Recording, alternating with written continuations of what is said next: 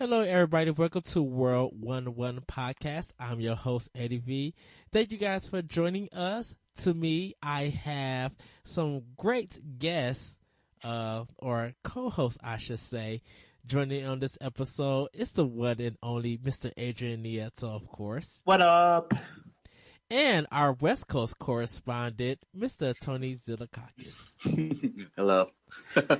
West Coast. Nice. That is a fantastic intro, yes. Like I said, you still have the wonderful last name. We got a very great show for you guys. We got a good topic to discuss. We're going to be talking about Mega Man X. But before we get into that, we're going to go into our indie watch and talk about Mighty Number 9. Hey, hold on. Couple of things first, though. What's that? First of all, Larry just had a baby, little yes. baby Olivia. So congratulations, Larry. He's normally here with us, but today he's in spirit. He's taking care of his daughter. So congrats for that, dude. Like, she's good. Yay! Congratulations, Larry. Props to you and your wife, of course. That's fantastic. And we got a new email address. So, Edward, where can people find us now? You can find us at World11, that's WORLD, the number 11, podcast at gmail.com. Yeah, and we're soon going to be coming to iTunes, so yay, stay tuned for that. Yay! Yeah.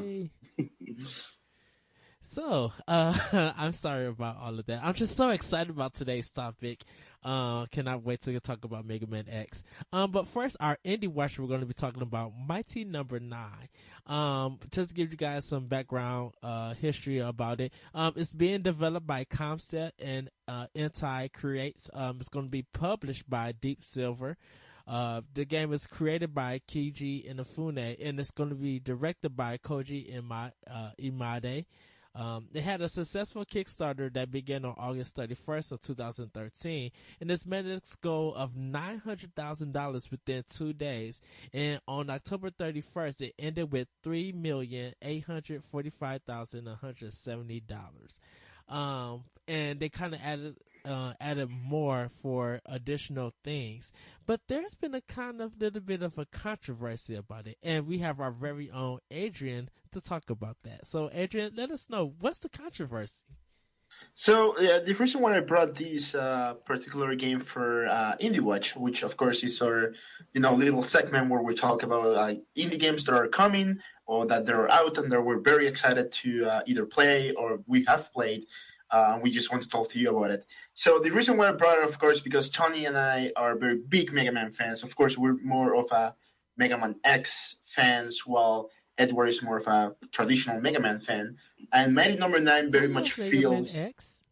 Well, yeah, but you like the originals better. I like the series. I love X. Yeah, but you think it's hard. It's not hard. It's not hard. We'll It get is into not that discussion challenging later. at all. But go ahead.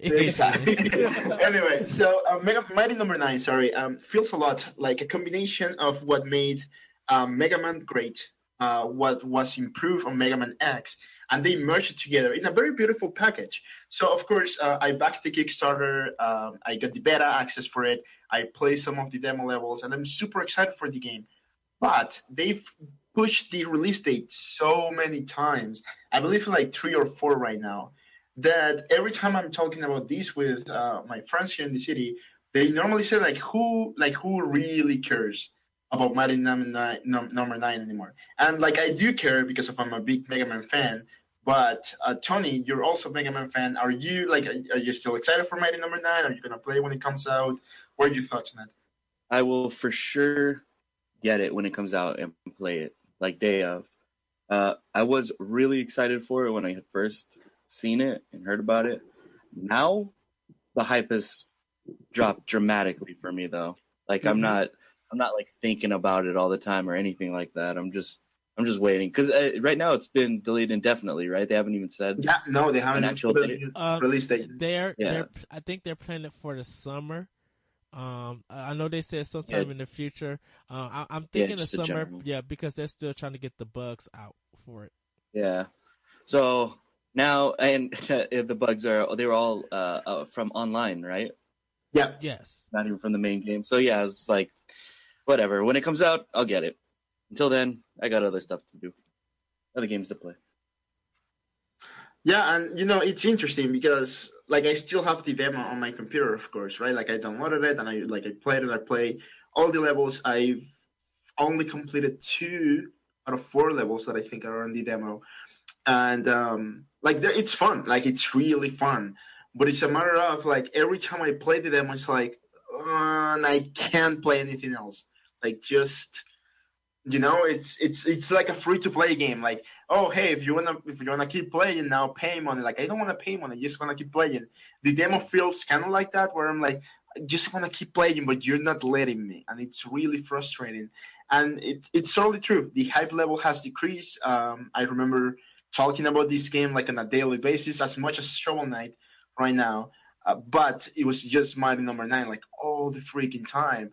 I remember listening to the music and the podcast they did for the Kickstarter campaign and everything, right? Like checking art, going into the forums and Yeah. stuff like that. And right now it's like, man, like am I even gonna play it when it comes out? Like when I receive everything on the mail, I'm gonna open it. I'm gonna be very excited. I'll probably take a couple of pictures, post that on Instagram, post that on Twitter, whatever, and then I'm gonna be like, all right, but I'm playing Pokken Tournament. I'm playing the latest Splatfest. I'm playing Super Mario Maker. I'm playing Smash Brothers. Right? Like it's gonna move down. Like it's moved down from like where it was before my list of games that I want to play right now to like the bottom right now. It's like I'll probably play Fire Emblem Fates first. I'll replay Earthbound on the Nintendo 3DS. So it's kind of sad, really, and considering how the Kickstarter was handled, right? Like they did everything right. Like they did a bunch of updates, but not too many updates to be annoying. They ran a podcast on which they were answering like fan questions and stuff like that. They had like a day for Fan Friday. They had their own hashtags, their own like emoji and everything that they were using. So like it was such a strong campaign that it's just sad that it's been almost 3 years and they still don't have the game. It's just disappointing, really. But do you think that because it's a Kickstarter project compared to a company project, like a publisher's project, that they're gonna run into these things, and with Concept not being a big team, they kind of have to work through the issues because they don't want to release a product that people have invested in with all these bugs, and you see all these complaints. What I think that they could have done was kind of the same thing with Splatoon or Smash, where it's like they can release the main game and just have the online portion that has still buggy, have it be locked, and then over time it's just like, okay, a couple of months down the road when it's fixed, it's put up an update. Yeah, exactly. It's exactly like that. Like for me, like I want to play the main game right now, and I want to get used to the main game. I won't even touch the online for like 2-3 weeks, maybe even a month or so, because like I want to get used to the levels. I want to get used to the layout of everything, to the bosses, to the techniques, to the powers that you upgrade, to all those things before I go and I call Tony and say like, hey Tony, this is happening. Let's go online and let's speed a couple of levels, right? So just like release the single player, like literally just call it Mighty Number Nine single player campaign, and then release the multiplayer, and that that's gonna bring people back to it, right? Like it's gonna be like, oh, the campaign, the multiplayer for Mighty Number Nine now is out. I'm gonna go back to the game, or I'm gonna finish it the main story first, and then gonna play the online, right? Like it's gonna bring that fever of wanting to come back to the game, like Splatoon does with the Splatfest, right? Like every time a new Splatfest is announced, everybody just goes back into Splatoon and plays like crazy. They level up their gear, and then they get ready for the Splatfest during the weekend. It's gonna have the same effect, but they don't want to do it for some reason. And I'm pretty sure there are legal implications and blah blah blah. And as a game developer, I shouldn't be giving them too much. Everything. I think because of all the investment people have given them, they want to give them a full project. If they promise an online mode at a day, the release of day one, they feel like they gotta meet that requirement. of releasing it that online mode on day one, because you got to think about it. Like, you don't want to have a game that's halfway done. Like, look at Street Fighter V for instance. If that was a Kickstarter project and it released the way that it was, folks would have been way pissed off. That's true, I guess. And this is Kiji Inafune. This is the spiritual successor to Mega Man. So people who love the Mega Man series, they're hungry for this. They really want it. And you don't want to get a project, you don't want to get a game like this that's like broken or having problems, because then people are going to rage and get upset. Yes, there are people who don't care about the online mode. That's fine. But if you're charging $15 for almost a 2-hour game, people will be upset about that. Well, that's why I was saying, like, to have the online to be locked, or whatever's bugged, to have that be locked. I don't know what the online is going to actually be, if it's going to be competitive or co-op. But, have that one locked. That way no one's actually angry about it. Because, look at, like, this Pokken tournament. I finished the story mode, or whatever you want to call it, single player, and within, like, the first 2 days. Uh-huh. But I didn't even touch the online until after I had played through it, because I wanted to have the mechanics down, and like that's how I would play Mighty Number 9. Mm-hmm. And I feel like waiting so long since the game had been announced, yes, and people to see like the art and all that, the things that get you excited for it, waiting so long after that, and people are going to be like, oh, that game came out, when did it never came out? No one's going to know what's been going on with that game, because not everyone's as deep in the industry as us too, right? Yeah. And I think a lot of people were definitely mad when Kiji and Fune did that other Kickstarter for Red Ash. Oh, yeah. Let's not even get started on that. Yeah. People were upset about that because they haven't even released information about Mighty Number 9. They felt like, how in the world you gonna make this game that you promised to give to us, and that's not even out? Now you're doing another Kickstarter, and people were even kind of upset that he did a Kickstarter for a TV show.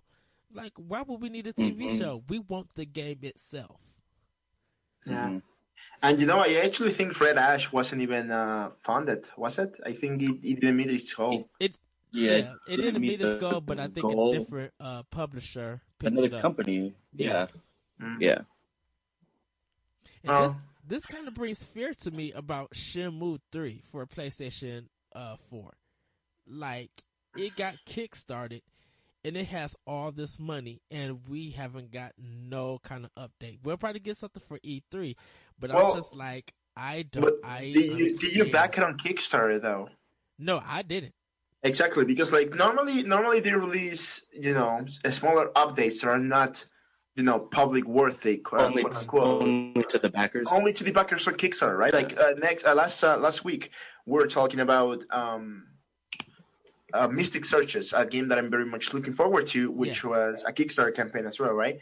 And Joe, the creator of it, he released like 2 very big videos with 2 like big updates, basically, right? Uh-huh. And like he released one that was just like public, right? It was just spoiler free, where the project is at and stuff like that, right? Yes. And then he released another one which was private, only for backers, including all the spoiler information of where things are going, and like it's very exciting, right? Like I saw the video and I'm like, man, like that's really cool. I hope everything you're working on gets completed and the game is actually released this year, because I literally cannot wait for that, right? Right. So I mean, if you're a Kickstarter backer for Shenmue, you're probably getting a bunch of updates. Yes.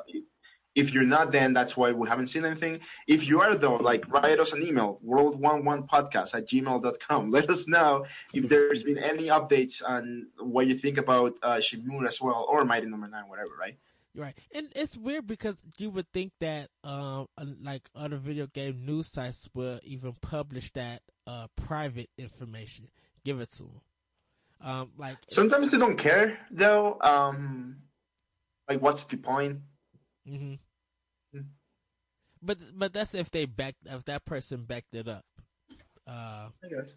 You know, because it's kind of, well, it's not weird. I mean, I understand, like this is extra information for our backers.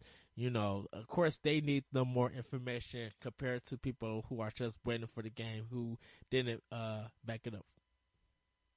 So I can see, which now leads us into our main discussion, Mega Man X.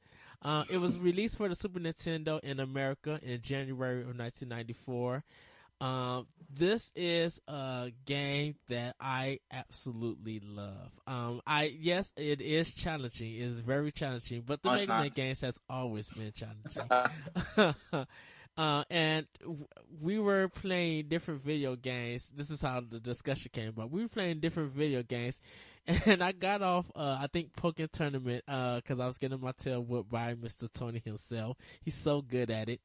I'm not.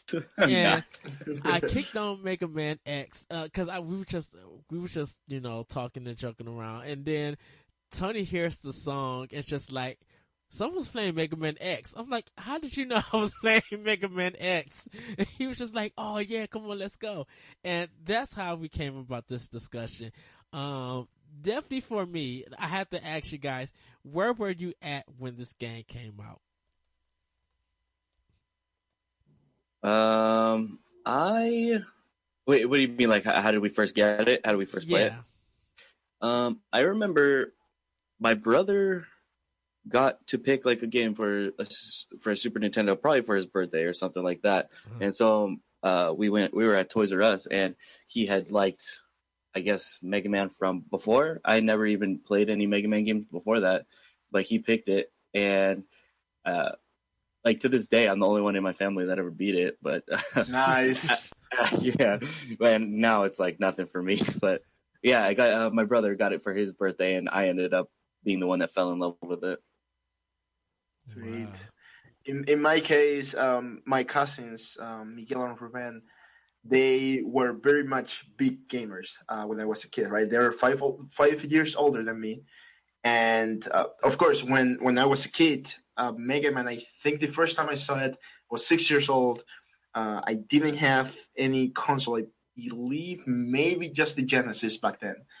And of course, they had a Super Nintendo and they had Mega Man X. They were just playing, but by the time I got to their place, they were like really, really late into the game. They were on Sigma's Castle, the first level, I believe, and they were fighting Bile. So I was just like sitting there watching them fighting Bile, and then the scene comes up where Zero, explodes from the cage and then just grabs Bile and destroys it itself just to take Bile's armor, right? So X can defeat him. Yeah. And my cousins just hand me over a second controller, and they were like, "Dude, press A so you can save Mega Man." And I was like, "Ah!" Just like a little kid, like super excited, pressing A like crazy. And the funny thing is, like, I don't even think the controller was connected to the Super Nintendo. It may have been disconnected and everything, but like I remember that moment, right? Like I was just like super excited, pressing A and looking at their very big CRT TV, and I was just like mind blown by this. And when Zero explodes, Bile's armor gets destroyed. Mega Man goes like, "Oh no, Zero, blah blah blah," and they talk for a while. Mega Man gets revamped, and then the real fight starts like new. And just that moment for me, it was just like, bling! It's what started me on this path of I want to be a gamer. I want to be a game developer. This is what I want my life to be. And ever since then, it's always been like my goal. It's been making something that makes someone else feel like Mega Man X made me feel when I was a kid. Yeah. And the weirdest part is though, like I didn't play by myself Mega Man X until I was, like I was probably like 14, 15. So like almost 10 years after the fact, right? And I played it. 2004? And I remember being very bad at it, and like I practiced, of course, and I got really good at it. And now, of course, like me and Tony can just on one sitting. Like, how long did it take us to get to Sigma last time? I think it took me like 2.5 hours, Tony, something like that. How long did it take you? To get to Sigma's Fortress? Yeah, just to defeat the 8 robot masters, basically. Probably like 40 minutes. Mm-hmm. it took me like an hour and a half because I kept dying. I was out of practice. But like it was fantastic, right? Like it was like it's a game that it's so like near to our hearts that we can just sit down, talk about anything, and we'll just like play and kill stuff, and then complete the game, put it down, and it's like, all right, what are we doing now, right? That game, I had just played it through like 2 days before or something. I can't remember how many days, but I had just played it through just because I didn't feel like playing anything else. I could pick up that game anytime and just play through it, and I'll have a blast, and then I'll just go about the rest of my day. What I know. Yeah, and Go ahead. sorry, Adrian. the fantastic thing is that Tony and I are very much like it's so weird. He's Greek, but I'm Latino, but we like the same things, and like we're like each other's spirit animal. So it's super great, right? And Tony's it was the first person I knew who loved Mega Man X as much as I did. So it was fantastic to meet him. But now I also know Joe, who is Camille's fiance from the Simon's Gate podcast. So go listen to that as well. And he's also a very big Mega Man fan, right? And it's fantastic how the three of us, we have like different ways to approach the game, right? Like I go to Shield Penguin first, while Joe, I think I may be really wrong about this, but Joe, I think he goes to Flame Mammoth first, if I'm not mistaken. Where did you go first, Tony? Storm Eagle every time. Storm Eagle, yeah, exactly. See, so it's like they're very three different paths, and there's no right or wrong. It's just this is how we feel the most comfortable doing stuff, right? Yeah. I think it's just great. Well, I know for me, definitely I was in 8th grade when the game came out.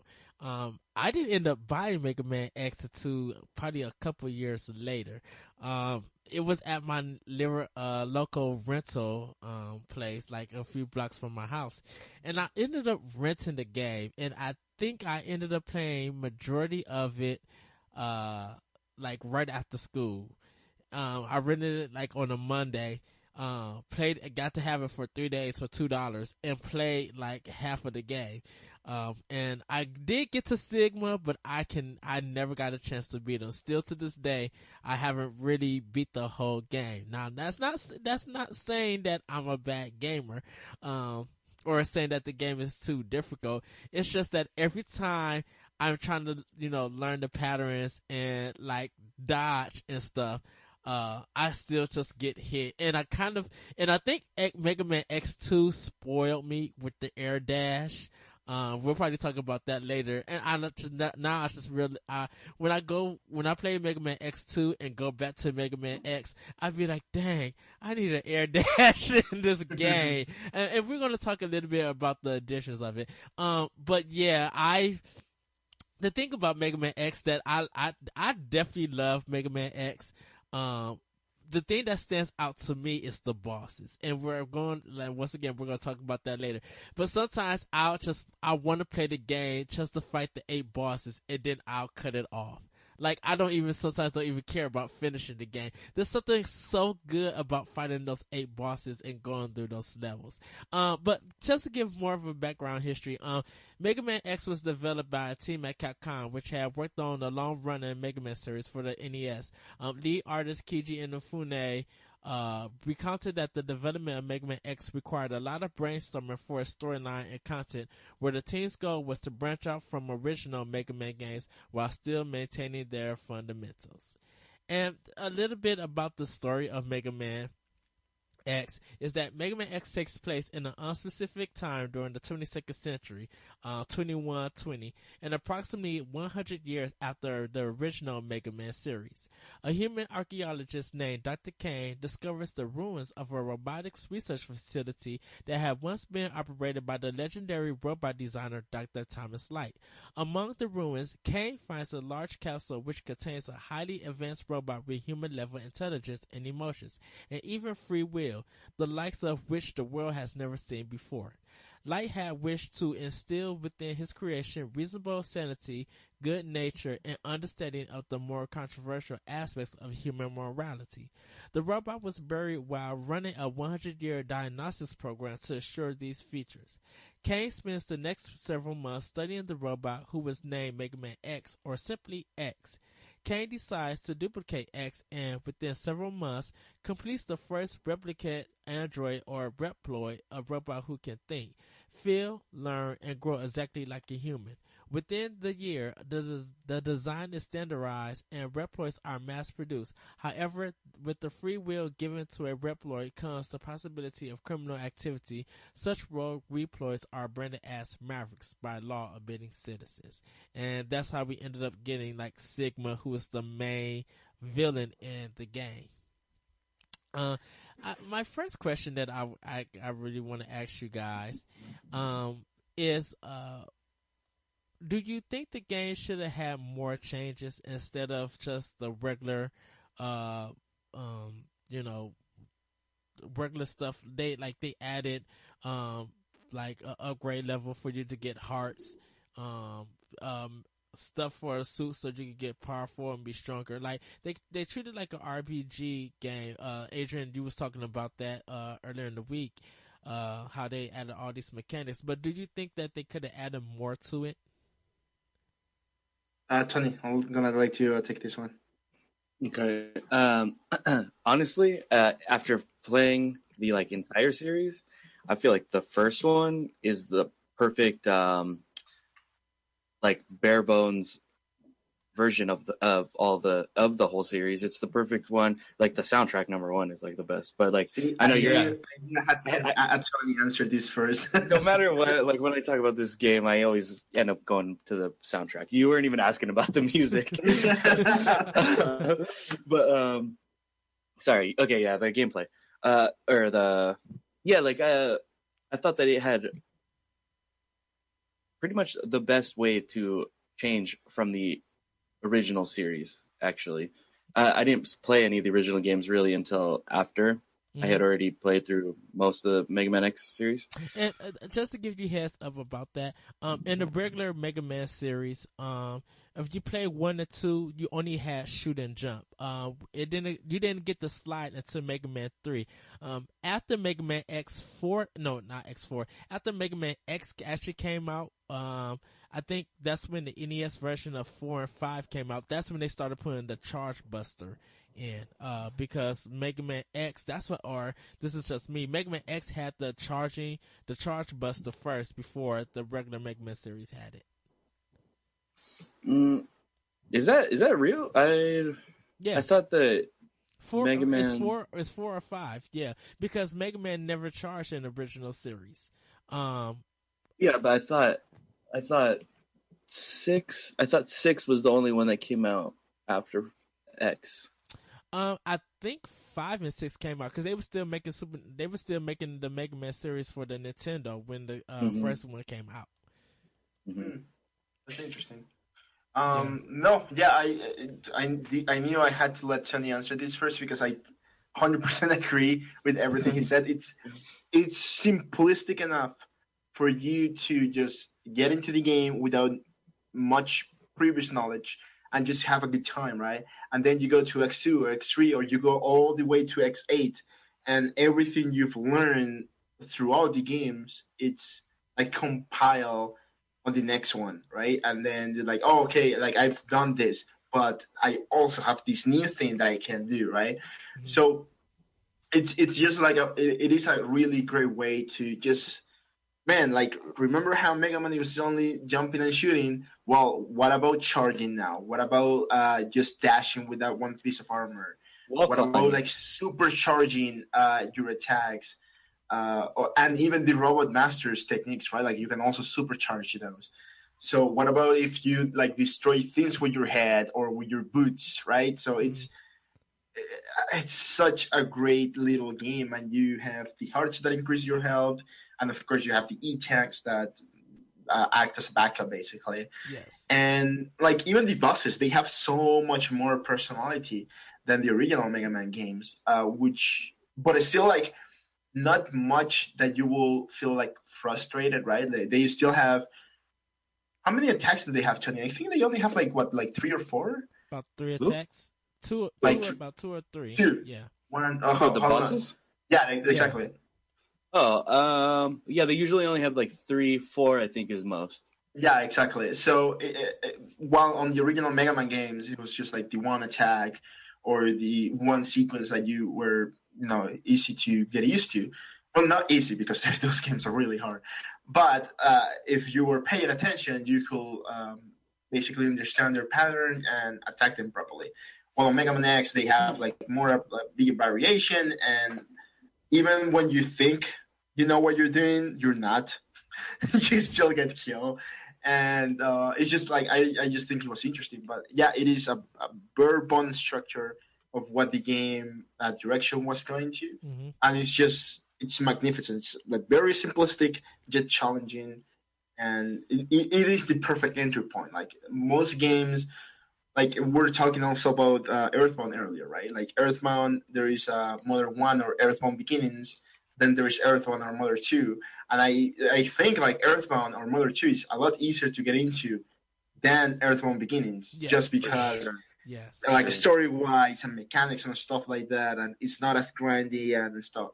Well, like yeah, man, like Earthbound Beginnings, like I was playing it. Holy moly, that game is hard, right? And So and the thing about Earthbound Beginners is that you have to think that when it came to Japanese made games like that stayed in Japan, their RPGs are always harder than America's. yeah, exactly. Dragon Warrior is a good enough example. Trust me. Yeah. So like a lot of people say, like, oh no, like Mega Man X, it's a lot easier than the original Mega Man games. That might be true, but is that a bad thing? I don't think so. No. I think it's great. It's like it's challenging yet not frustrating. Like I was playing Mega Man 1, right, on my 3DS, and like, man, I kept dying. I was like, well, you know what, whatever. I'm gonna shelf this for a while and come back to it later. While Mega Man X, I died. Oh, whatever. I'm just gonna dash like crazy and speedrun this to get to the part I died, and then finish that part and continue. Well, so I know definitely for me with Mega Man X, they changed the way that you did the paper rock scissors elements, and the reason why I say that is because Chill Pink, when he's he's ice. So if you get the ice thing, you would think that will work well against fire, but it doesn't. How does ice work against fire? I always thought it was opposite way. It'd be fire works well on ice. Exactly. Because they kind of match, because the thing about it is with ice, if you throw it, it turns into water. Because the way that they use Launch Octopus, they don't actually use him as like a water-based attack. No, yeah, he's actually like Napalm, or no, Napalm Man was like a fire attacker. Yeah, right. Trying to think but anyway, he's like Search Man from Mega Man 8, where he's like gun. He's like a gun guy or something. Yeah, exactly. Yeah. Like missiles is his weapon, not water. My favorite thing about the enemies is, though, like, yes, every enemy has a weakness from another enemy that you defeated before, like original Mega Man games, but the stages themselves change depending on who you beat first. So, for example, we'll get into that. Okay. Trust me, we'll get into that. That's one of the questions. So hold that thought real quick, Adrian, because we'll get right into that. Does the game seem less challenging now compared to the first time you played through it? Oh, of course. We've been playing it for 10 years or more, so of course. The question? Does the game seem less challenging now compared to your first playthrough? Like, when you first played it, did you think it was difficult? When I was a kid, up until I found out that a friend of mine also had played it, I actually thought that game was impossible. Really? Yeah, I don't know. It was so challenging. For me as a kid. That just tells you how horrible of a gamer I was as a kid. But yeah, I thought it was like, I thought, you know what? I thought it was similar to like the difficulty of Castlevania. Wow, But that's very hard. then my friend like showed me, he kind of explained to me how the boss's weaknesses work and things like that, because I didn't even figure that out very well. I thought some of the bosses were weak to the X Buster. I thought that neutral weapon was their weakness. I didn't understand how it worked. Imagine me trying to play Pokemon like that. Well, it's actually funny because for the most part, I defeat the Robot Master using just the X Buster. Mm-hmm. I think maybe because the way I go run is each boss stage. I find myself using the X Buster a lot easier for the first 3 or 4, and then start using weaknesses against each other, right? So yeah, like I mean, that's something else. I had that knowledge, dude. Like I knew from my cousins, like, hey, no, some weapons are stronger to other bosses and stuff like that. But I was just too stubborn, and I can never figure it out by myself. And I was just like, nope, just shooting.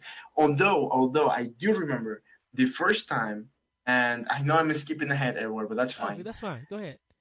The first time, and also I feel incredibly terrible because when I was playing recently with Tanya and Edward, I forgot that was the technique.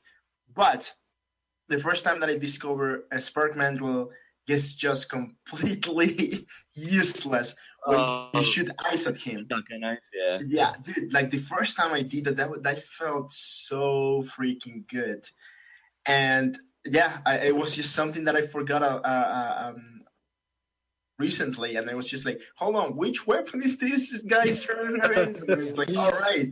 And of course, made things a lot easier, but yeah, the first time that I did it by mistake. I think I was just like charging my Buster, and I pressed L by mistake, and it changed to Chill Penguin's weapon, and I shoot ice, and he froze, and I was like, oh, okay, all right, I can get behind this. Yeah, exactly. That's really cool. But and I was like 14, 15, so that was a long time ago. Did you guys think that because you didn't play the regular Mega Man series that you didn't understand the mechanics? I think because Mega Man X was like probably your first Mega Man game, right?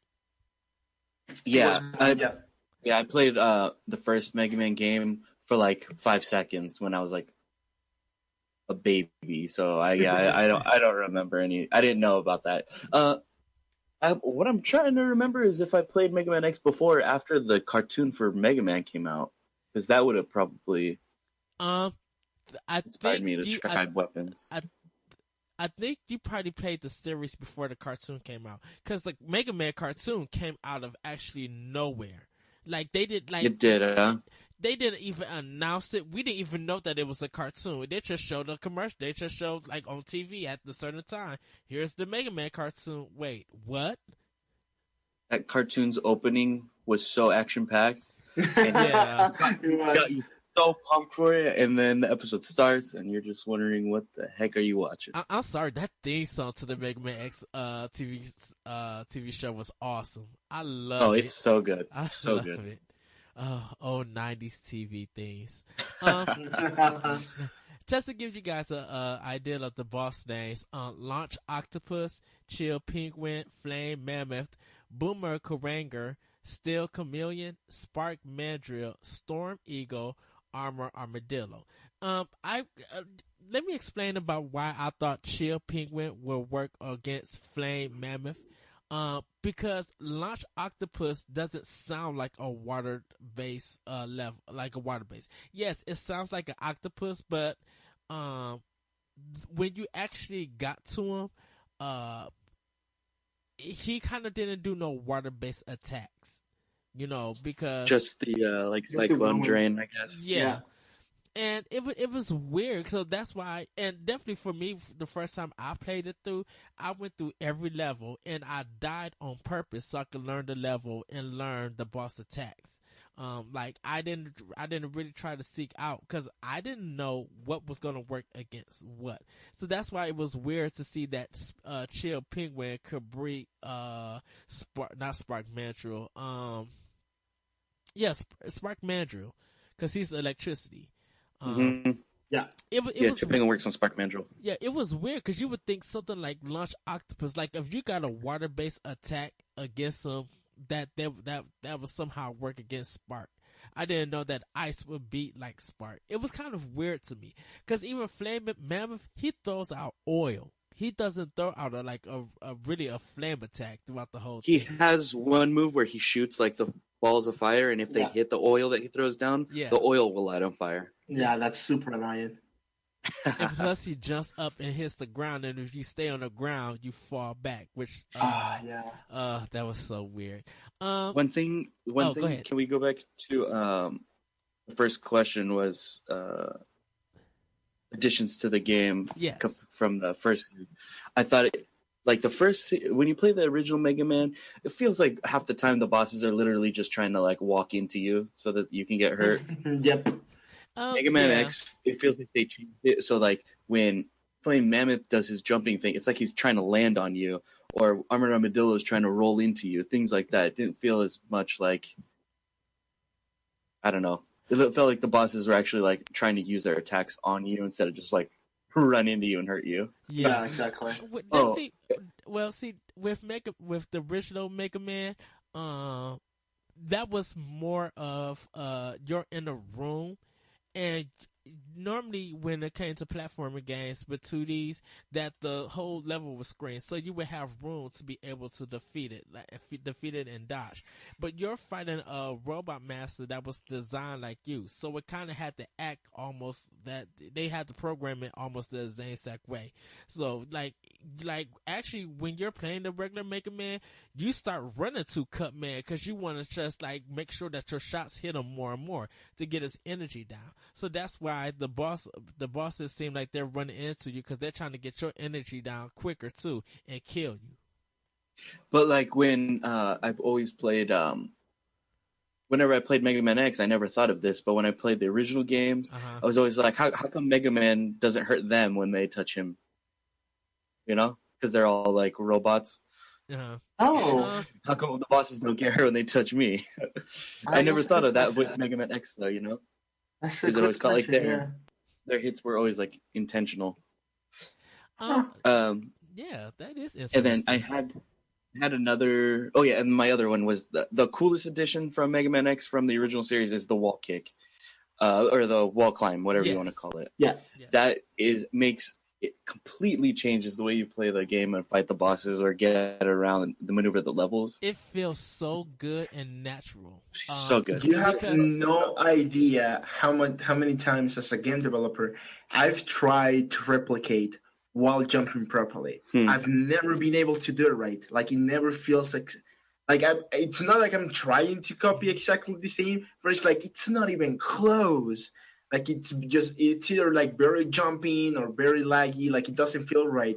Like when you wall jump on a Mario game, for example, you like jump very high and then you just keep on jumping. Yes. When you do it on Mega Man X, like you can make like a very short jump and just get back to the wall, right? And it's like super quick. Like I'm just trying to get quicker to the top of the level, right? And just like click, and you do it really quickly.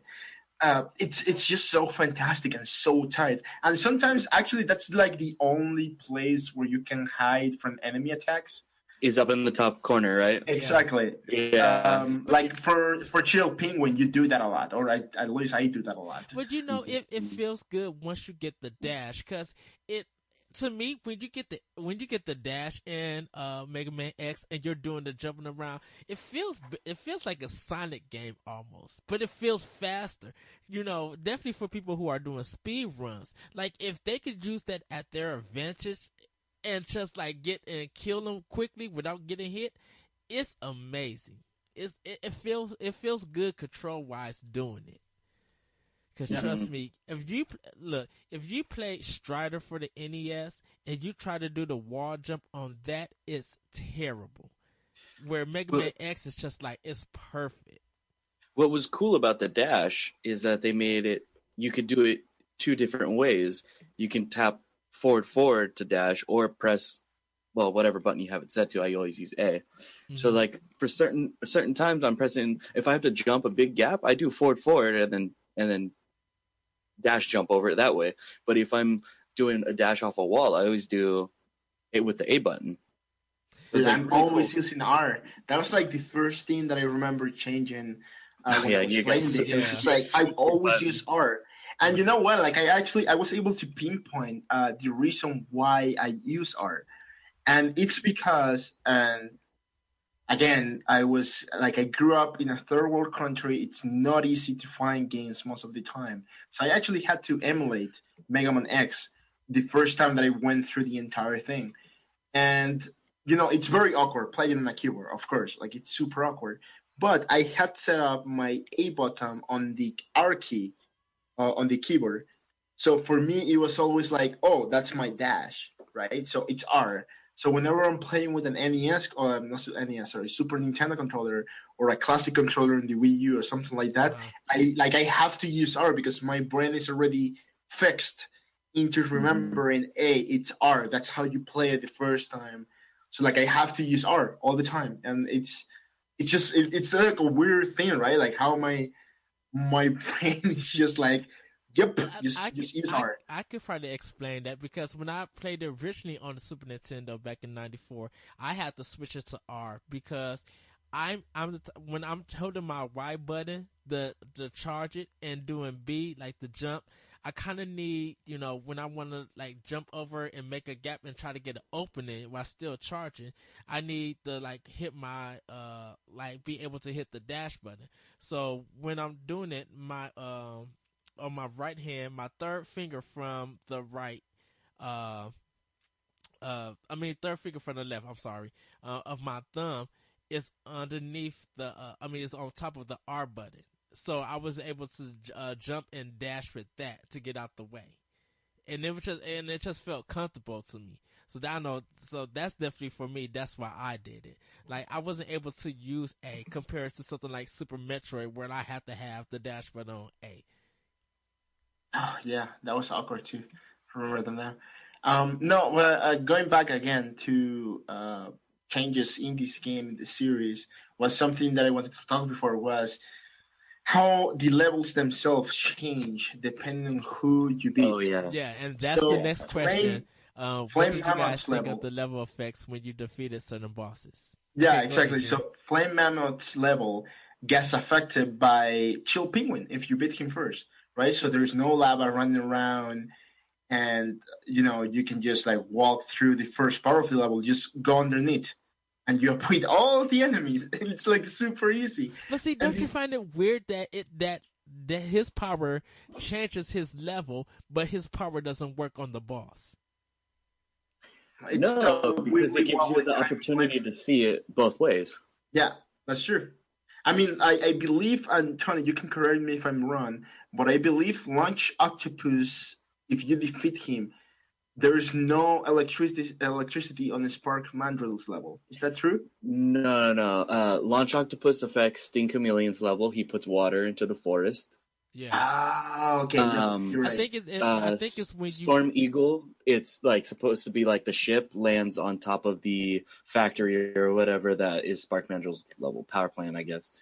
Like the ship from the boss fight lands on the Oh, power right, plant right, and right, right. Yeah, kills you're right. the electricity like that.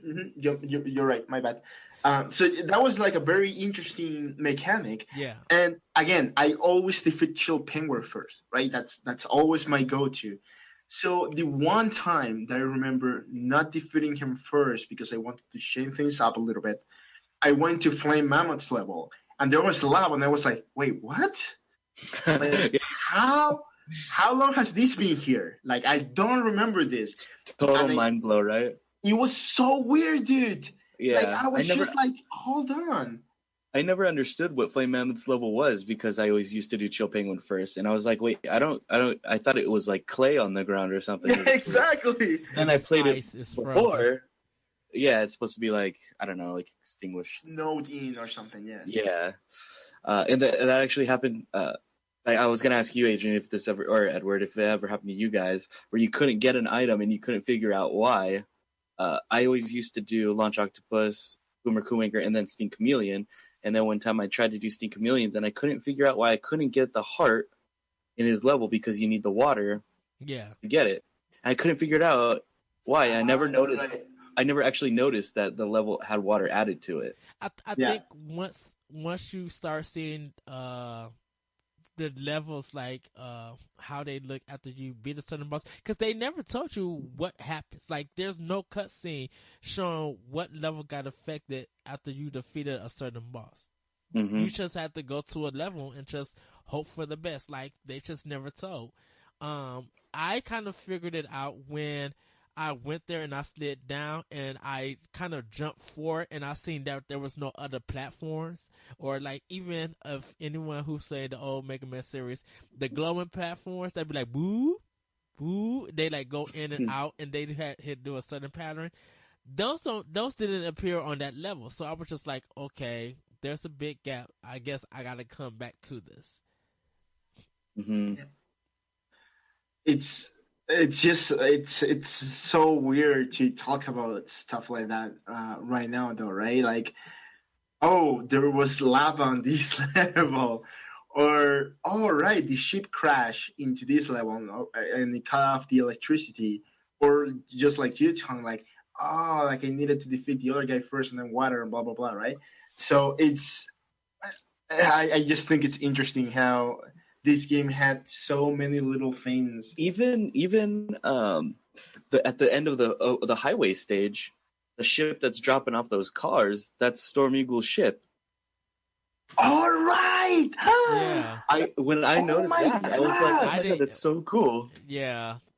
Oh my God, dude, 22 years, and I just realizing this now, like. Holy crap! That has to be a big ship. It really was. It was. But you know what, Tony? It's stuff like that. Me and Adrian me and Adrian thought on Storm Eagle stage that you had to use the fire to do the fire pipes. Oh yeah, the tanks. And you was just like, no, any special weapon would do. I'm like, any special weapon would do. And we tried it, and we just like, all my years that I played this game, that never crossed my mind. I think because of the flame. Even the regular buster. You know, that's actually fantastic because I remember we were talking about that, and when I was doing my speedrun recently, I got to that level, but I already had Flame Mammoth's power. So I just shoot fire, and I was like, man, like I should have tried just the busters to see if it's right. And I know you're probably right, but like I have to see it with my own eyes. Mm-hmm. So like I'll probably go back and play again and just shoot with my busters to see if it actually gets destroyed or not. Which I'm not saying that you're lying. I'm just saying like, man, like I really have to see this with my own eyes. Yeah, honestly, what I always use actually to take those down is the Storm Tornado. I don't even never use the flamethrower. What's it called? Well, but like you go back to the level after. Yeah, I always do Storm Eagle and Flame Mammoth and Chill Penguin, and then after Chill Penguin, then I go back to Storm Eagle and Flame Mammoth. And then I go to Spark Mantle. Storm Eagle has the helmet upgrade. The helmet upgrade. You need the helmet upgrade and the heart. You need have a heart. To get the heart, you need the leg boost, and the helmet. Oh, and the helmet, you need the head boost, leg boost. Yeah. And then and the sub tank you can get on your own. Yeah. Anytime. Yeah, I thought that was kind of cool. This effect of when you go in and you defeat that on Storm Eagle stage, you go up to the top, you get the energy tank, but when you defeat that boss, the whole glass breaks. Mm-hmm. That was so cool. I was just like, as a little kid, I thought that was like amazing. The one thing about this game, it was probably the first game that I was like impressed by like sprites, animated sprites. Yeah. This was like the first game.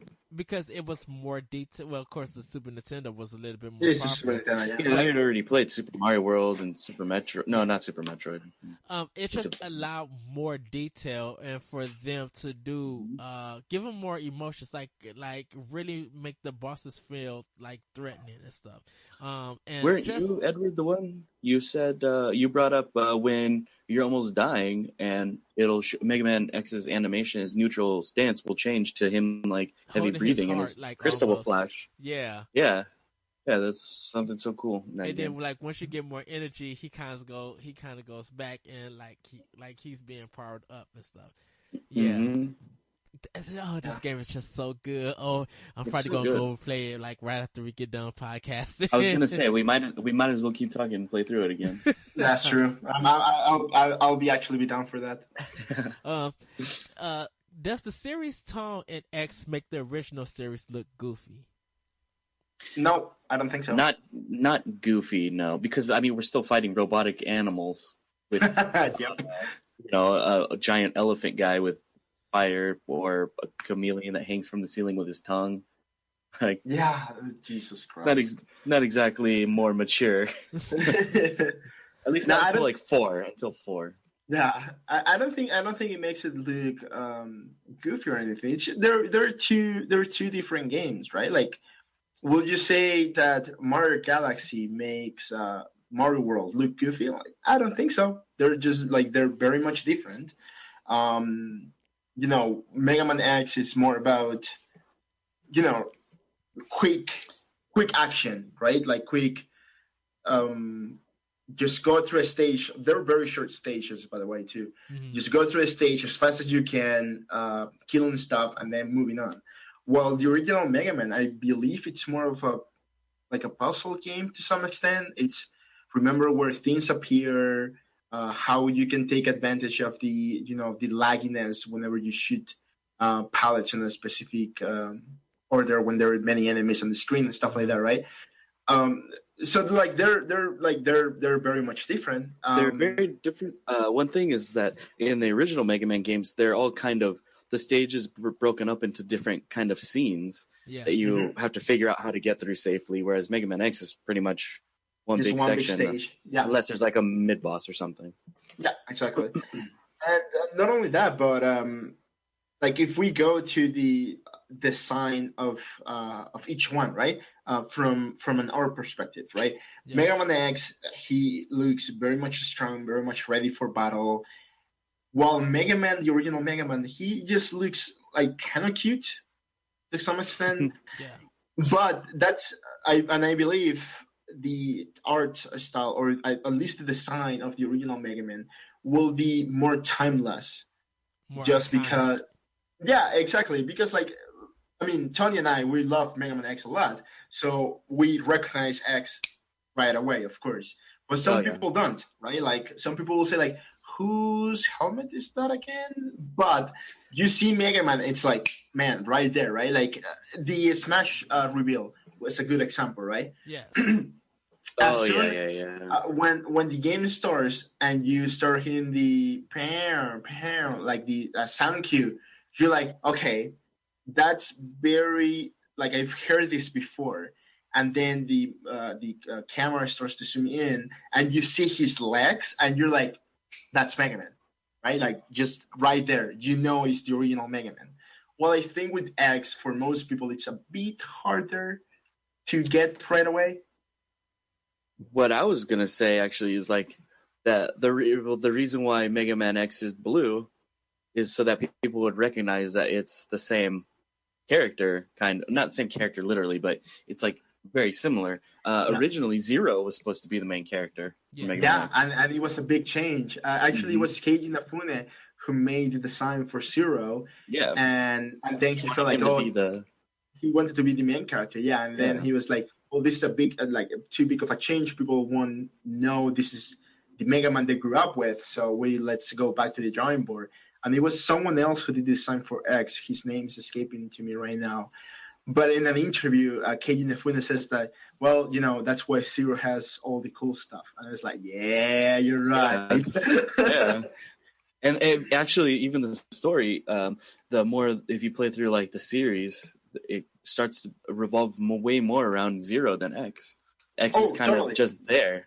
Exactly. X's big thing is like, why do I fight? Why do I fight? Yeah. While Zero's got all kinds of things going on in his head. Yeah, dude, and Zero was created by Dr. Wily, for those of you who don't know. He was able to fight against his programming, and he became a Maverick Hunter, right? Yes. I think he's kind of reprogrammed or something after Sigma defeats him. Well, it's because weird. they take him away instead of killing him. Well, it's weird.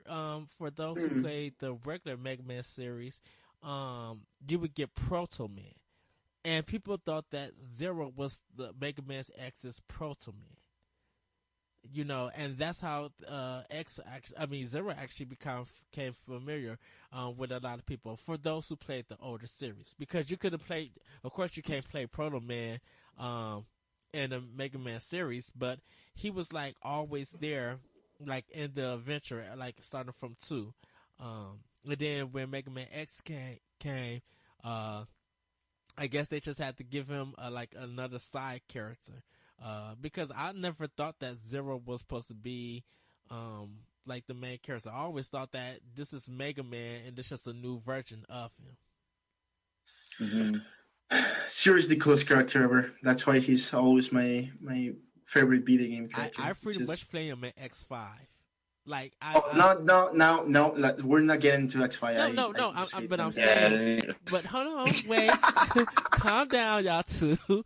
I'm saying when I play, because y'all about to get ready to like, oh no, no. But when I do play X5, I like his attacks in X5, so I play most of him in X5. That's just me. From X4 on, I always played as Zero. Yeah. But actually recently it was from what is this game called? Project Cross Zone. After playing that game, something happened in my mind and I clicked and I really appreciated Mega Man X's design and his animations in that game.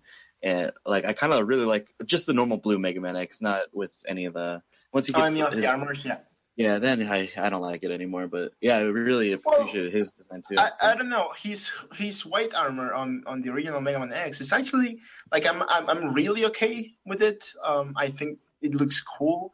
Of course, the classic is always the classic, and that's why it's fantastic. Yeah. But no, it's actually funny that you mentioned Project Cross Zone. Because I remember when they revealed the game for the first time, I was like, man, that is a very interesting concept that they're trying to make. This is going to be like a strategy game. I thought it was going to be a fighting game. Exactly. It's a strategy game with some fighting mechanics, and it has all these bunch of characters together. But I didn't think too much of it. And then they announced, hey, X and Zero are going to be in it. I just flipped the table and I was like, all right, let's go and pre-order this right now. Only reason why I own it. Exactly. Did you buy the second one? No, because I didn't finish the first. Exactly. I haven't finished the first either. But I think I'm going to pick it up because it's kind of hard to find the first one nowadays. I'm like, oh. You don't want it to happen with the second? Yeah, exactly. So I think I'm going to bite the bullet, spend the $50 and get it and finish the first one and then go back to it. I don't think if you do it, then I'll do it too. Is it out yet? Is X2 out yet? Yeah, it came out. Did it come out last month, Adrian? I believe it was. Yeah, I think it was February. Yeah. Yeah. Oh, I have to check my store. I haven't seen any copies. I don't know why I didn't get any because we got started the first, already. Yeah, because nobody bought the first one at my store. Like they didn't buy it until it came out to 1999. Like didn't nobody touch it. Yeah, it wasn't very popular. No, it wasn't. Even though it's a fantastic game, right? Yeah. And the first run is so freaking good. I mean, they took a sprite animation to like a whole new level for me with that game. When I was seeing, and there's so many different characters, right? Like you have like real life looking characters like Dante from Devil May Cry, with some very goofy characters like. I believe is it Trombone there from Mega Man? Trombone's in it, yeah. Yeah, exactly. She's like, whatever.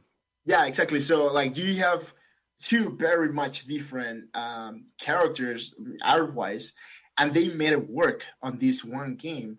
Also, the music. Oh man, no, sorry, we're getting distracted. Let's keep talking Mega Man. I know we're talking about it completely. Touch on the music for Project X Zone. Well, I just wanted to say the music on Project Cross Zone is just fantastic. They have so many good remixes of these songs, right? The one for X is really good, but the one that I like. Sorry. Oh no, go ahead. I want to hear yours. The one that I like the most is Ken and Ryu's. Oh my god, Volcanic Rim, that remix they're using for that game are so good. I remember for the longest part, I was just like using Ken and Ryu all the time on the front lines just because I wanted them to perform their ultimate and like use the attack and the music cue will play. Just because of that, like I used them so many times because of that. Yeah, I did the same with Mega Man with X and Zero because they used one of my favorite songs, which is the beginning level from X4. If you play as X, they use that theme for like X and Zero some of the times when you use them, and like that song just gets me pumped. So good, so good. Well, just got a few more questions. Why haven't the X series got a 9 or 10 sequel? Do you think the series should return to a Nintendo platform? I don't know if it should return to a Nintendo platform. It should just return. Yeah, if they came out with one, I would buy whatever it's on. Yeah, if I'm actually, you know what, I was talking with a friend, coworker, a couple of days ago, saying like, it's kind of hard to justify spending the money for a console when you're only gonna play the one game, right? Dude, if Mega Man X returns as Mega Man X9 on PS4 or Xbox One, you'll see me buying the stupid console day one. I don't care. Yeah, actually, I'm gonna go even beyond that. I'm gonna say if it comes to the Vita, you'll see me playing with my Vita all day. Don't say things, Adrian, because if it comes true, then I'm gonna get mad at you. Oh, dude, I'm sorry, but I do know how much I don't care about you. But why do you guys think that the series haven't got a 9 or a 10? It just dropped in popularity as the series progressed. Four was probably the highest. Yeah. Then and you can even look at how much effort they put into the games. It's not a lot after X4. X4 probably got the most attention.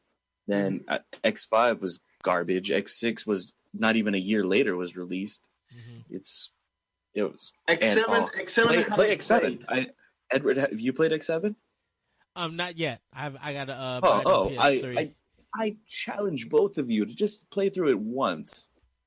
I'm gonna give it a try. I have it on people. When it originally came out, I never seen a copy of it. Like 7 and 8, I didn't see it. Actually, I think after 5 came out, I didn't see a 6, 7, or 8. I like GameStop and them wasn't carrying it in our series in our area. Mm. So and it's actually it's quite sad because I really like X8. I played X8 is really good. I was just thinking about this though, like X8, that was over 10 years ago. Mm-hmm. Like for 10 years we haven't seen another X game. Like it just died, right? It was such a big part of my life, and then just like it's gone. I mean, originally it was supposed to end after X5. Oh, really? I didn't know that. That's why they made the Zero series on Game Boy Advance. It was supposed to pick up where 5 left off, and after Capcom made them make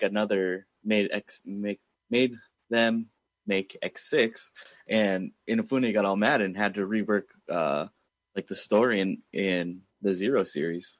Also, the Zero series is fantastic, so go and play that. It's pretty good.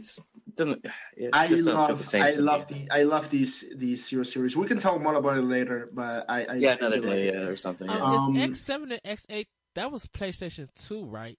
Because X6, and actually in between them was also the RPG that I was going to ask you guys about. Oh, that one. Oh, that's Command. Yes, I haven't played that one. I have that on GameCube.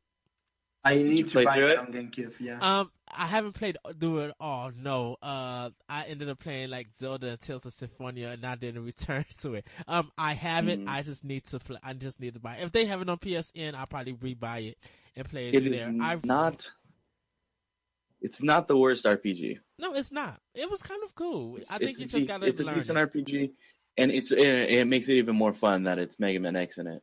What was the one that they treated like it was a Metroid game? Oh, that's ZX and ZX Advent.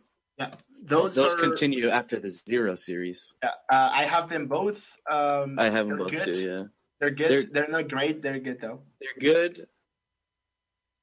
Kind of hard. They're really hard, especially the first one. That was weird. Especially the second one.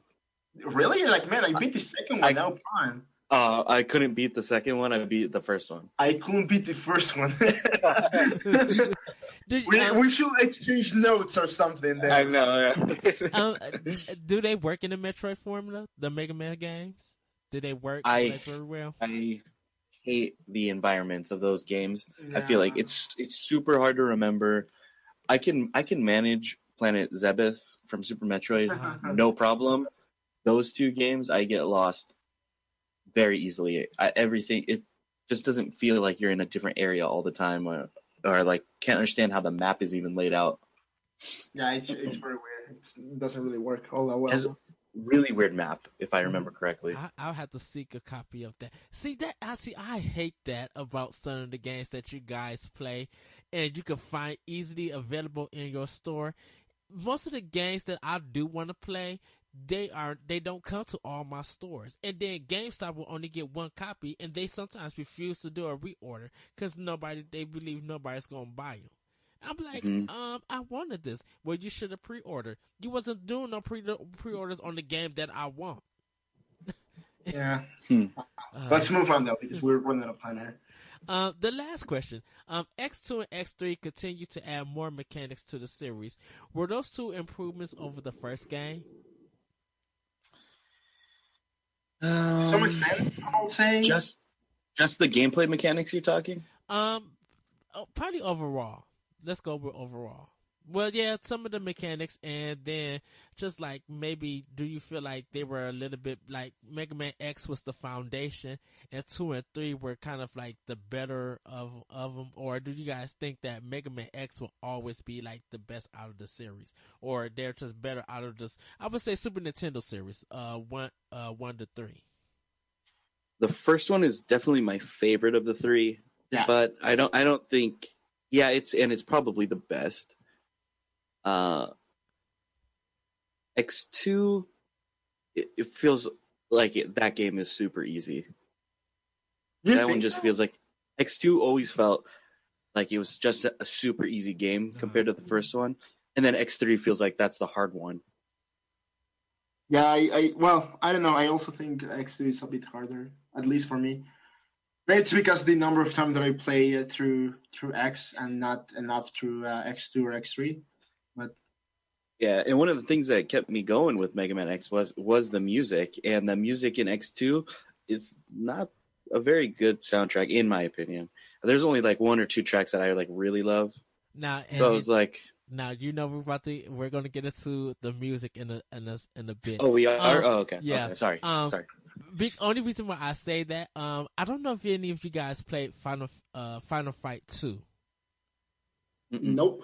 If you ever get a chance to play it, listen to the music in that and hear the quality of the sound. I was just realizing like the sound quality of Mega Man X and Final Fight 2. It sounds very different for some unknown reason. Like the overall, like it was something with the mixing or the studio quality of it, where like Mega Man X is just like perfect. It has a little kind of an echo airness to it. Where like Final Fight 2 just like it sounds very weird with the music, but it's something that you probably have to listen to and look at. So we're about to play a little game called Favorite Game Time, and we're talking about our favorite boss, our favorite weapon, our favorite level, and of course our favorite music. I'm going to start with you, Tony. What is your favorite boss, weapon, music, and level? My favorite boss from the game is probably Sting Chameleon.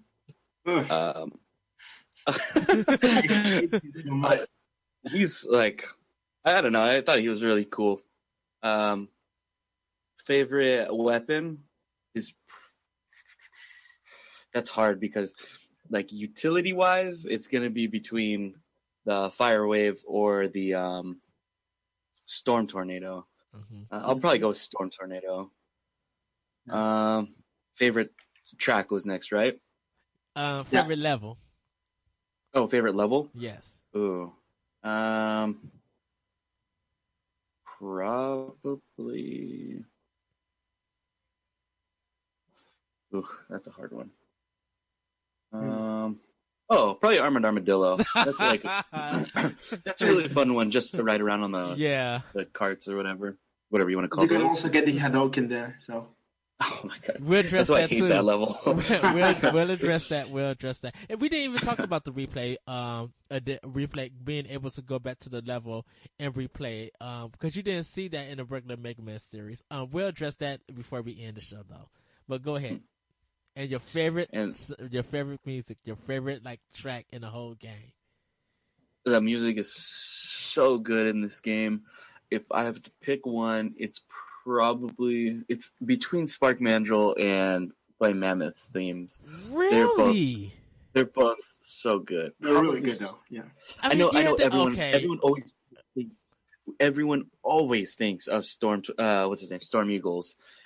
That song that song is like overplayed to me now. It's like really? yeah, it's probably that's interesting to hear that you say that, because I thought it would be something else, and I'll explain why later. But you got anything else? Anything more?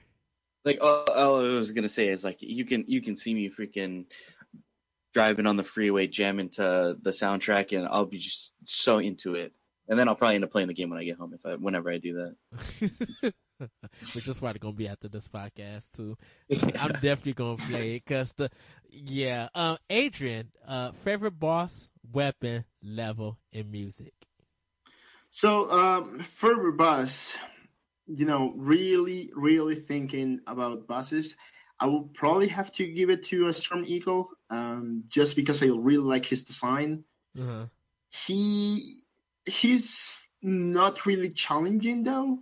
So I don't know what you think, Tony, but I don't find him especially hard. Except when he throws the eggs and the things try to bite you. Pick him first, so that way you don't have the dash, and then he can blow you right off the stage. Dude, all right, that is actually I hate that. That's how you find out which boss is the hardest, is playing them all, trying to play them without any power-ups, Yeah. which the hardest boss of the boss masters, I think, was Boomer Kuwanger. Yeah, he was. Yeah, he was too quick for me. That's why I think. Mm-hmm. But no, but yeah. So he's my favorite boss. For a favorite weapon, I actually gonna give it to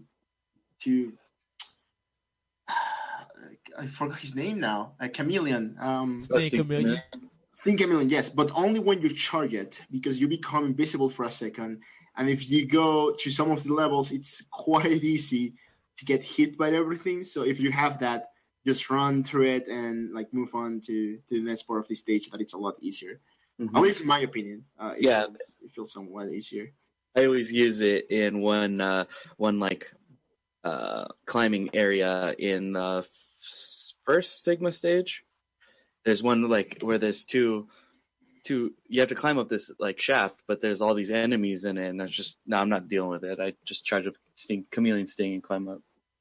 Yeah, exactly. So so that's my favorite weapon. For music is the interstage. Oh yeah, so good. Interstage. I was actually trying to find the music track on my phone, and I thought I had it, but apparently I don't. Or maybe I do. I can't be bothered looking for that right now. But that is just an amazing track, and maybe it's because the number of times that I restart. Yeah, exactly. Like I restart. I mean, the first level you have to play it every time when you first start the game. You can't avoid that, right? So maybe it's because of that. Maybe it's because of the number of times that I try stupidly to defeat Bile on the first level, and you can't, of course. I mean, it's just impossible. So like I would reset the console just to play it over and over and over and over again. But I don't know. There's something magical about that. I think it sets the environment of the entire game with just that track, right? This is what you're signing up for, and it's about to get real. So that's why I love that track so much. As for level, maybe Launch Octopus, even though I died on that a lot. That I like stupid that it. fish. That Yeah. blowfish. Well, no, I died. I didn't even die against him. I died with the stupid with the spikes at the Yeah, beginning. the submarines that suck you in or blow you Yeah. out, blow you Yeah. away. Like I, the one with the spike pits. Oh my god, that's the only time probably throughout the whole game that's where I'll die. it's so stupid, but yeah, and I keep dying there. But I like being able to do a very big leap and go like everywhere, like because when you're jumping on water, of course, so, like you just fly everywhere. Yeah. And there is like a little secret there where you can get one of the hair containers. I remember the first time that I discovered that by mistake. I just thought it was great. I was like, man, like this is really cool. I didn't know this was here, and it was like a really cool, gaming moment. If we have some, so that's my favorite level for sure. All right. My favorite boss is definitely Chill Penguin because he's the easiest to beat.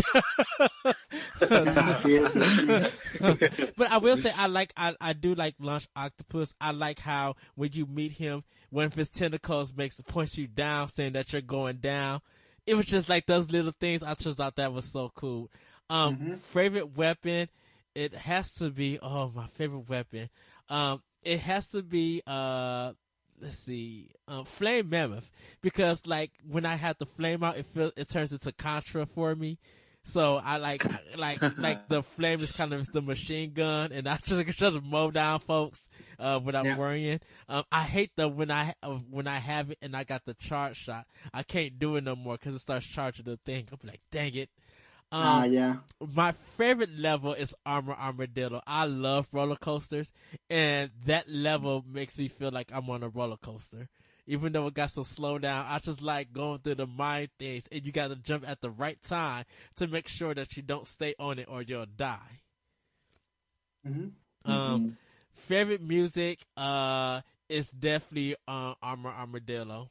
Yeah, that's another good That Yeah, track is amazing. I just love rocking out to that. And I do got to give a shout out. Even the title song to Mega Man X.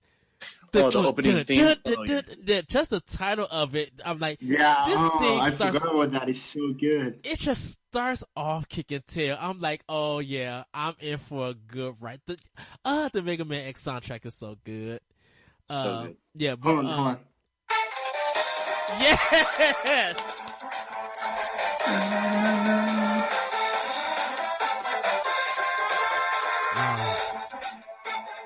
So All right, good. that's enough for copyright strike. So good, so good. But That's yeah, Armadillo for everybody that doesn't know. yeah. That that music in that game is wonderful. The touch on the replay, going back to the levels, and Mega Man X allows you to go back and collect extra hearts or energy tanks that you missed. Because there are some levels that you have to go back and have the right weapon or the right equipment in order to get that following weapon or hearts. What did you guys think about it? The replay menu, or even the password. This one does numbers. Back in the regular Mega Man series, they did red or blue dots. But in Mega Man X, they do the numbers. What did you guys think about the replay and number system? The password system, like, I remember having like a piece of lined paper and I'd write down all the passwords just so like, I could always pick up the game from wherever I want. Yep. Now it's kind of pointless to me because it takes me 10 minutes to get to wherever I want. Exactly. I can have it exactly how I want it. Replaying the game though, wait, you're talking about just the levels in general, when right? you're able to go back in and collect stuff. Yeah, I think it's actually really cool. Having to need like the fire wave to get the heart in Chill Penguin's level, or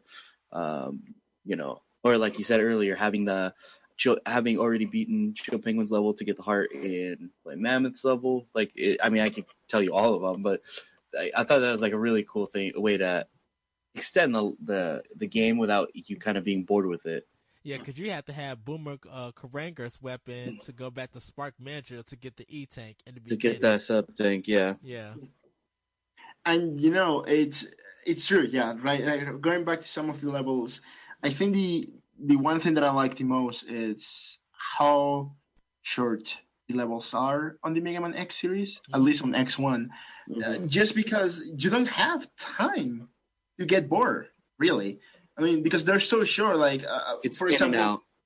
yeah, exactly, right. Like, for example, when we were playing together, there was a moment in which, like, oh right, I was in Flame Mammoth's level, and I was like, oh, I need the helmet upgrade to get the other upgrade. That was the Buster upgrade, was it? Yeah, the Or Buster upgrade. yeah, And I think that's still one of the hardest upgrades to get. I keep missing the jump and doing it over and over. And then yeah, when I do I get missed it, that too a lot. That one is the hardest because I think that's the only one. If you miss it, and you hit too many of those blocks, you kind of have to restart the stage to get it. Yeah, exactly.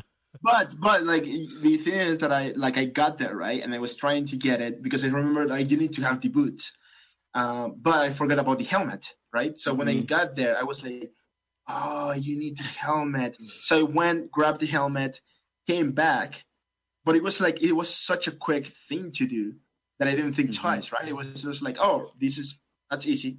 This is just what I have to do. Like it took no time whatsoever to do it, right? And that's what I like. And I was actually comparing Mega Man X to Shovel Knight, which is another game that I love, and everybody knows this. And I was thinking, man, like I enjoy playing Shovel Knight a lot, but like I'll play it once a year, and that's about it. I move on to another game, and then next year I'll want to play again, and I'll play again completely, and that's about it, right? Well, Mega Man X, just like you said, Tony, like, hey, I don't feel like playing anything else.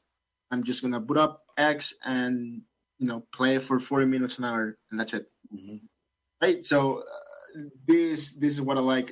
The little levels make for a very replayable game, I guess. I do have one question though for going back to levels to pick up the upgrades. How do you guys normally get the heart in Boomer Kuwanger's level, the tower?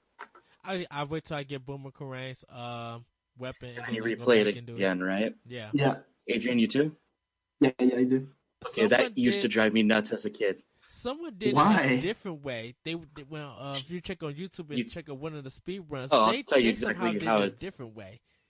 The way that I always do it now, you have to have the arm upgrade and shotgun ice, and when you charge it up, it makes like a little sled. Oh. You ride the sled out, and it'll pull you in the direction, so you can just jump off the sled and hop up, and you can grab the heart that way. Yeah. Damn it. Yeah, I never thought about that. Because that level, for where that heart is located, that one used to make me so mad to have to replay through. And then a friend of mine showed me that one, and it made the game so much better for me. Yeah. I know when I go, I think it's Spark, where you have to do the wall jump and the dash and get that little heart in the corner. Yeah. That normally doesn't take me that much time or anything. That'll usually be my first heart container that I get throughout the whole game. And cause if you play Chill Penguin first, yeah. Yeah, because usually I'll start it with Chill Penguin and end with Chill Penguin. Because once I get Flame Mammoth's weapon, I go back in and destroy the little ice thing. Which for years it took me a while to even know that was under it. I used to just beat the game with only collected 7 hearts. Not beat the game, but I used to get further in the game with just those 7 hearts. I didn't never know that was underneath there. What did you guys think about the mechanic robots that they let you fight in? Oh, the Ride Armors? Yeah. Oh, those were. They're fun to run around and. Well, let me think, because they're in how many levels? Just Chill Penguin, and Stink Chameleon, yeah. And the second Sigma stage. Is that it? Yes. That sounds alright. Stink Chameleon's level is kind of like the real first time that you get to really do anything with them, because the segment in Chill Penguin's level is like super short, if you remember. Yeah, they're awesome. They make you feel so powerful. And what did you guys think of when especially they announced? Since you. Sorry. They make you feel so powerful, especially because that's the first boss that you encounter is Bile in a Ride Armor. and you Hmm. can't hurt him. So for you to be in one finally and ride around in it, yeah, it feels really cool. Yeah. Just was about to ask you about the Hadouken fireball. Um, Mhm. Once you collect everything, you have to go back to Armadillo's stage 3 times, and then on the fourth time, depending on where you jump at, if you was able to get up higher on it, you would get Ryu's fireball. And you do the motion for his fireball. It was supposed to be a one hit kill.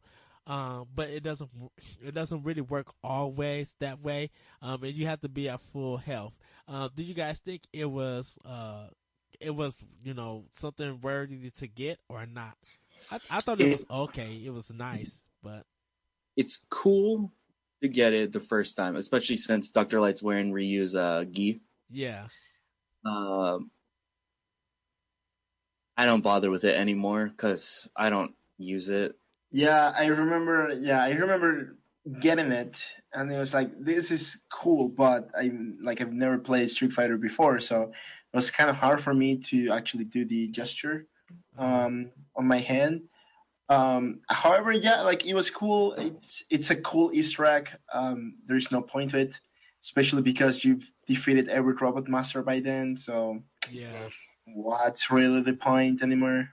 I know X2 brought the Sharukin in it. Sure, you can. Mm. Yeah. I thought that was more. I thought that was better than the Fireball, than the That Hadouken. one, it's you get it later in the game, but the level that you get it in, you can kill the boss with it in one shot. If you I don't you have to it kind of like combos, I guess. Uh-huh.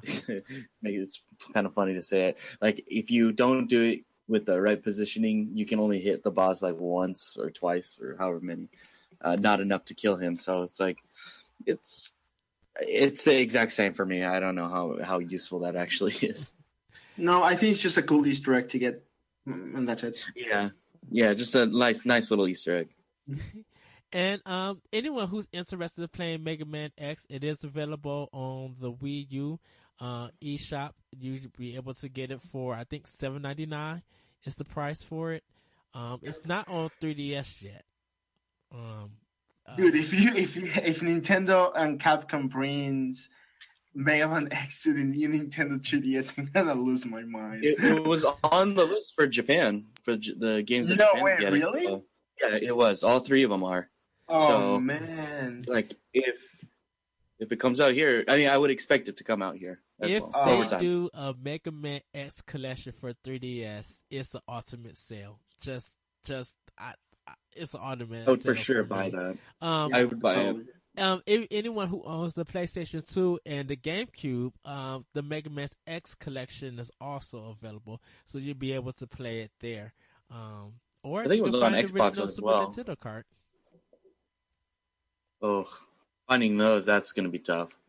Yeah. Well, depending on if you go to a good thrift store or if you go to a retro convention. I'm soon going to be going to some thrift stores and do some old video game hunting soon.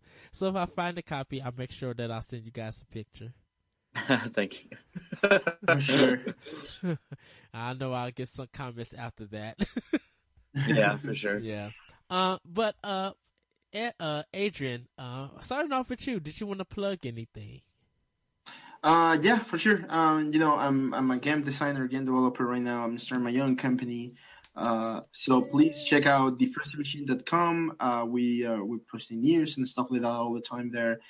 Follow us on our social media so you can see some of the cool stuff that we're working on. Actually, this is quite exciting. On Wednesday, I'm gonna be on the DNA podcast with Corey and his friends. Yay! So yeah, I'm gonna be talking about game design and tuna cycle and the first machine and stuff like that. So that's really cool. I'm very very much looking forward to that. I love podcasting, and those guys are doing some fantastic things. So Yes, they are. I'm very excited. Yeah, I'm very excited to be there. So yeah, check that out too for sure. Oh, of course. I mean, follow my social media if you want to. I'm Bojox everywhere, so that's BOJOXZ. And yeah, just follow. I use Instagram a lot, I guess, and yeah, on it. Uh, So. Tony, would you like to plug anything?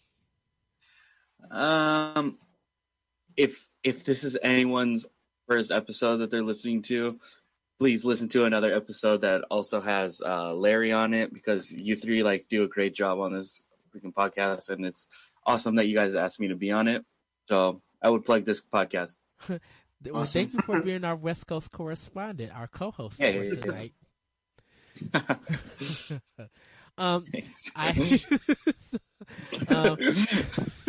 It sounds so good, though.